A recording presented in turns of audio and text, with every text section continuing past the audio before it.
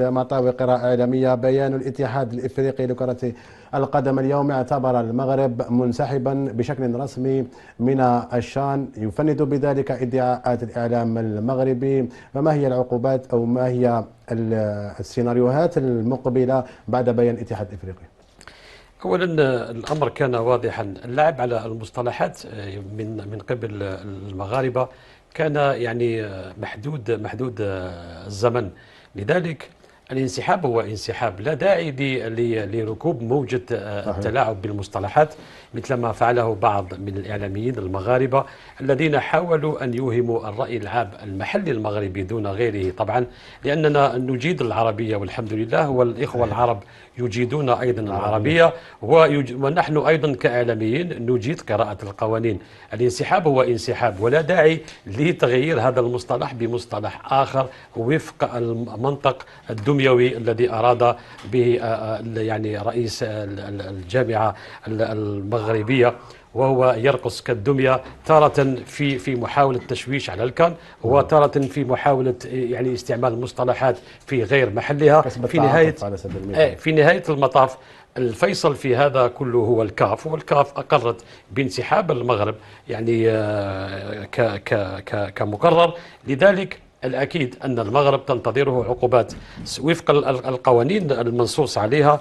من المفروض لو تم مواصلة الاحتفاظ بالشان، وهذا أكيد بعد المستوى الرفيع الذي أوصلته الجزائر بهذه الطبعة، الأكيد أن المكتب التنفيذي للكاف سوف يفكر في تمديد إجراء الشان لدورات أخرى. لذلك ربما أنت تنتظر في تفضل كمل الفكرة. لذلك أنا أظن بأن يعني لو تم الاحتفاظ بهذه الدورة، المغرب سوف يقصى لدورتين قادمتين، بالإضافة إلى غرامة مالية معتبرة سوف يدفعها رئيس الجامعة الملكية المغربية. واضح. تكلمت عن الأمور القانونية فريد معطاوي، من أجل أن نبسط أكثر الفكرة ننور الرأي العام الجزائري وحتى العربي. يلتحق بنا مباشرة من بجاية رشيد رجراج الخبير القانوني في كرة القدم. مساء الخير رفيق، أو عفوا مساء الخير رجراج رشيد.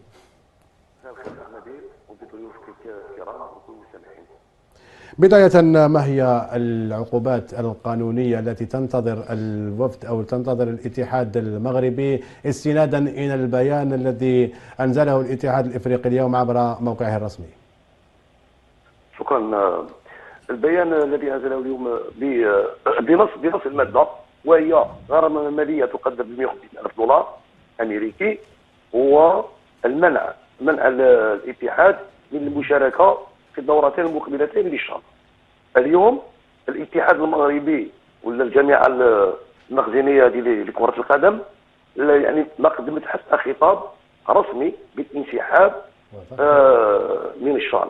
بعد ما تأكدوا أن المنتخب المغربي لم يحل بالجزائر بعد ما قامت بعدد من الخطوات. الصفعة الكبرى بالنسبة للجامعة المغربية وخاصة المدعو لقجع هي نبي تصور أنه موتسيبي قام بتصريح، الجامعة لم يركز على تصريحه عندما قال نعم الجامعة المغربية الجزائر وافقت مبدئيا على دخول الطائرة المغربية إلى الجزائر، وافقت مبدئيا، يعني أعطت الضوء الأخضر من أجل تنقل المنتخب المغربي إلى الجزائر بحكم أنه هناك نوعا ما مشاركة رياضية، وهذا الأمر عادي. لكن الأمر المعقد أنا بتصور هي أنه رئيس الجامعة المغربية السي لقجع اللي قال أنه هناك شروط، هناك عدد من أملى شروط على الاتحاد الإفريقي، أملى شروط على المسؤولين الجزائريين. هذه هي العقدة القصة أنا بإن صح التعبير. هنا الاتحاد الإفريقي وحتى موتسيبي تفاجأ. هذه حرب إعلامية بين الجامعة المغربية وبين سواء كانت لجنة تنظيم الشان ولا مسؤولين عن تنظيم هذه التظاهرات. حرب أخرى نبي أتصور أنه حتى في القناة القطرية حرب أخرى بين الإعلاميين الجزائريين ومغربيين عندما وصلنا لها عزيز. دقيقة فقط نعطيك إشارة فقط نبي. حتى اليوم على موقع البي ان سبور خارج مقال عنده 3 أيام وقال أنه تصريح موتسيبي، يعني هناك جزائري ما وراء هذا الخبر، يعني هناك حتى حرب إعلامية، وهناك رجال يدافعون عن الجزائر، عن الكرة الجزائرية، سواء في القنوات القطرية أو القنوات الخارجية أو القنوات بالجزائر نبيل. قلت لك العقدة هي أن المغرب عندما أملت شروطها على الاتحاد الإفريقي، هنا الخلل، هنا اللي سيجعل الاتحاد الإفريقي سيقوم بعقوبات قاسية تجاه الكرة المغربية. واضح. تفضل جابر، ونضيف سؤال آخر في نفس الموضوع. في نفس الموضوع إذا عندك إضافة. في نفس الموضوع. شوف ركز معايا. يعني مركز معك. في نفس الموضوع نبيل. شوف قبل بداية البطولة المحليين في الجزائر، قبل بدايتها وهناك أطراف تحاول التشويش على نجاح هذه البطولة. الكل يعلم هذه الأطراف، وكان تشويشها.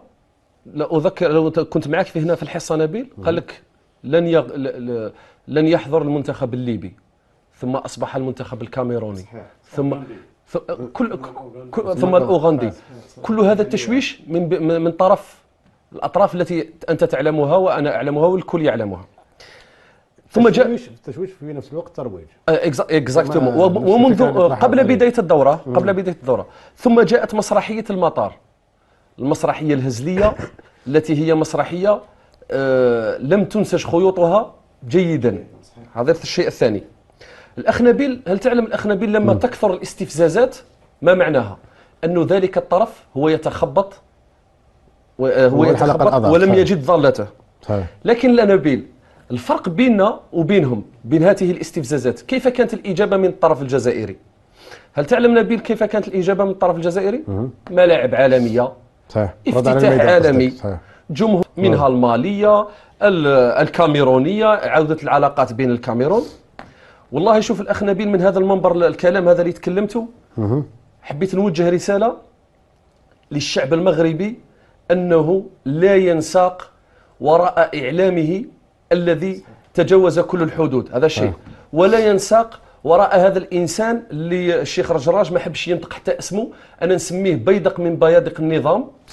أن لا ينساق وراءه، لأنه يبروفيت لو ماكسيموم من مواقع التواصل الاجتماعي، وخدع شعبه مرات عديدة، لأنه بيدق من بيادق النظام. وأختمها أقول لك، لهم المواقع ولنا الواقع.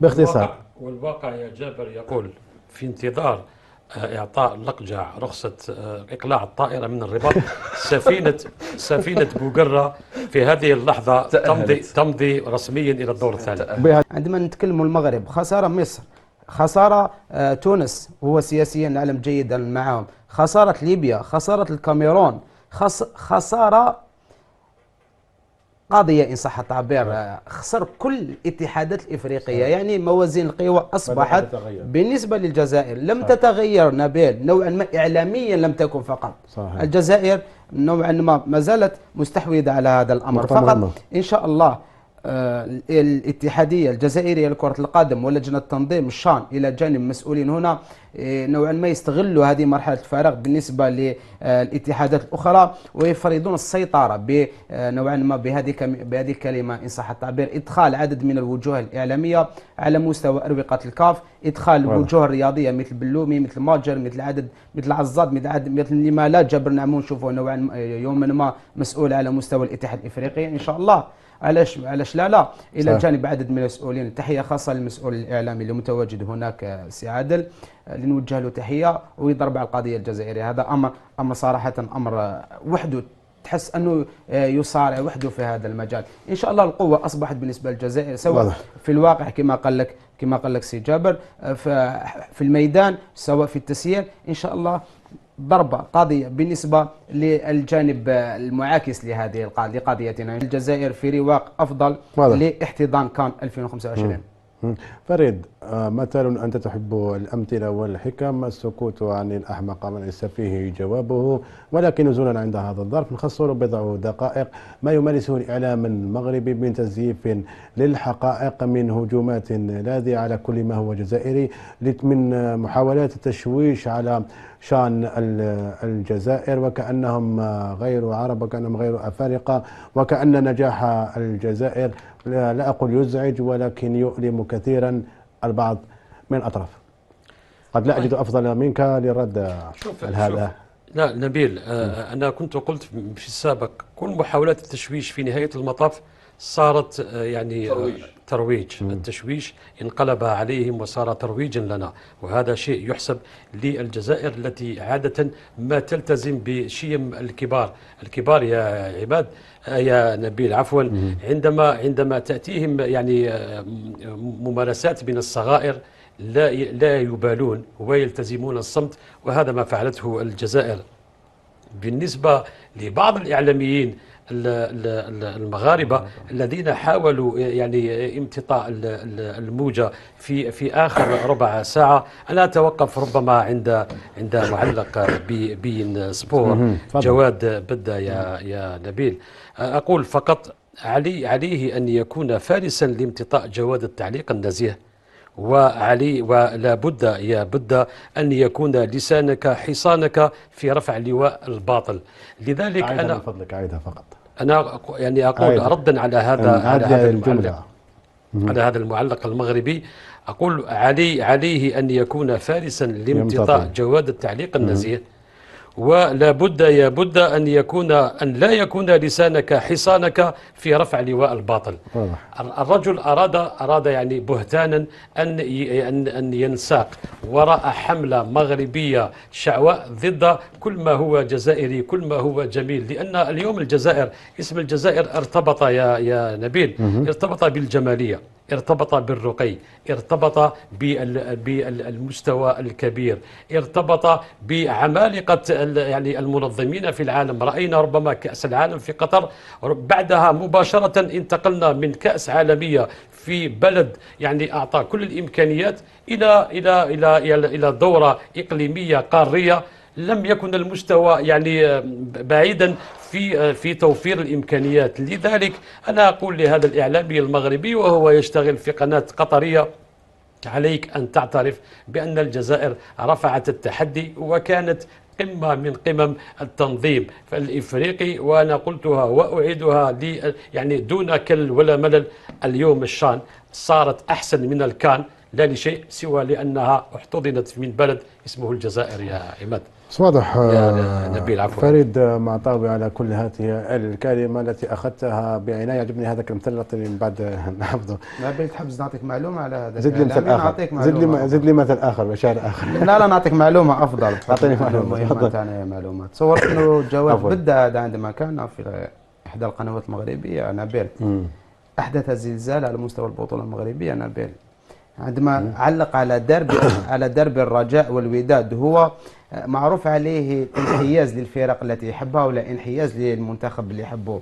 تصور أنه في مباراة النهائي بين الوداد والرجاء البيضاوي طيلة 90 دقيقة وهو يناصر الوداد. هنا أنصار الرجاء البيضاوي بالعامية يسالوا له حسيفة بالنسبة لهذا الإعلامي. تفكرت واحد الشيء في الكواليس البارح أنا والشيخ فريد، لما ختمت أنا كلامي قبل وقلت لهم المواقع ولا لنا الواقع. علاش تكلمت على كلمة المواقع؟ لأنه هذا الناس أصبحوا يظنون أن النجاح في المواقع مربوط بنسبة المشاهدة. يضربون نجاح بلد مثل الجزائر من أجل كما يقولوها ديكا 20 البارح الشيخ نبيل قال لك لا يهمني لا الكا لا ام لا اس لا سي، ما يهمش نسبة المشاهدة قد يعطوا له لو بوز نيجاتيف. هما ما يهمهمش هذاك، لأنه سواء لإرضاء مسؤوليهم وأسيادهم هذا الشيء الأول، أو من أجل نسبة مشاهدة، لأنه يعلمون أن الواقع للجزائر، هم يعلمون أنهم فشلوا في هذه المعركة، هم يعلمون. لكن احنا على قلت لك نتكلم على الشعب المغربي حتى لا ينساق وراء هذا الإعلام الذي تجاوز حدوده. وتكلمنا عنه البارحة أنا وياك في الكواليس، أصبحوا يشتمون ويسبون بأبشع العبارات، حتى أن أصبحوا رداءة ما تقدرش حتى تتفرج. الرداءة طفل صغير، انا واحد الوقت قلت التصرفات الصبيانيه، لما صححته قال لك الصبيانيه هي الانسان غير راشد. هما صح الان تصرفات صبيانيه لانهم غير راشدين، تحسهم باللي وناس تاع 12 سنه او 13 سنه. سي بور سا نبيل الشعب الجزائري، انا والله نصيحه من هذا المنبر للشعب الجزائري، الترفع عن هذه التصرفات، الترفع عنها، لأن الجزائر أكبر من أي شيء. واضح.